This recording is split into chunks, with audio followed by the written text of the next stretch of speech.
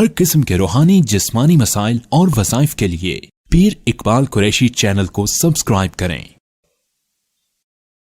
नहमदुहु व नुसल्ली व नुसल्लिमु अला रसूलिहिल करीम, अम्मा बाद फ़अऊज़ु बिल्लाहि मिनश शैतानिर रजीम, बिस्मिल्लाहिर रहमानिर रहीम। माह रबीउल अव्वल की 13 तारीख़ का एक बहुत ही मकबूल और मुजर्रब अमल आपको बताऊंगा।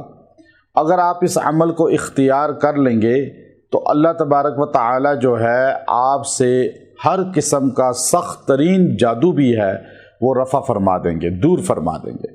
अगर आप जकड़े हुए हैं, आप उलझन का शिकार हैं और आप जो है परेशान हैं, दिन ब दिन डाउन होते जा रहे हैं माशी तौर पे, माली तौर पे या सेहत के एतबार से, और आपको समझ नहीं आ रही कि आपको मर्ज़ क्या है, चूँकि जादू जब होता है तो मर्ज़ का नहीं पता चलता और डॉक्टर जो है वो आजिज़ आ जाते हैं और वो आपको मेडिकली बिल्कुल क्लियर कहते हैं, लेकिन आप जकड़े होते हैं।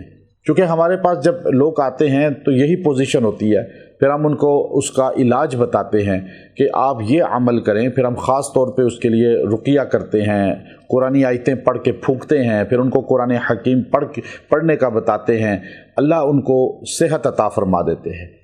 अब देखिए, ये ऐसा अमल मुजर्रब है जो मैं आपको बता रहा हूँ।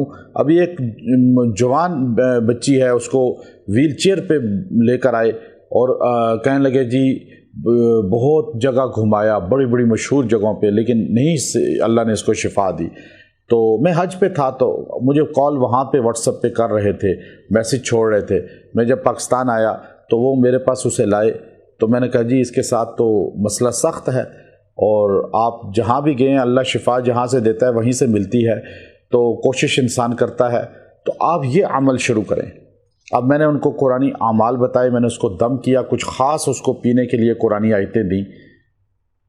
2 हफ्ते के बाद यानी 2 दम करके वो बैसाखी के सहारे चल के आई।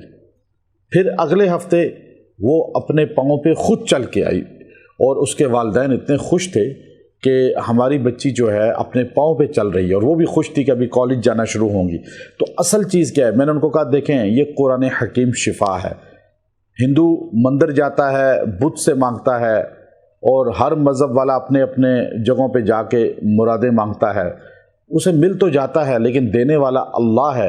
अकीदा ख़राब होने की वजह से वो दुनिया और आखिरत तबाह कर बैठता है।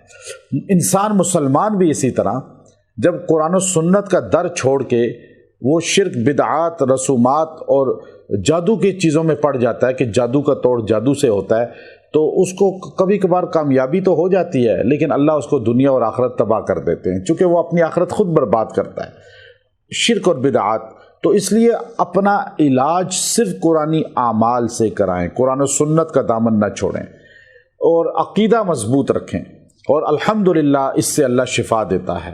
तो ये अमल आपने 13 तरीक़ों करना है, बड़ा मजबूत अमल है, और इस अमल से अल्लाह आपको सेहत देगा।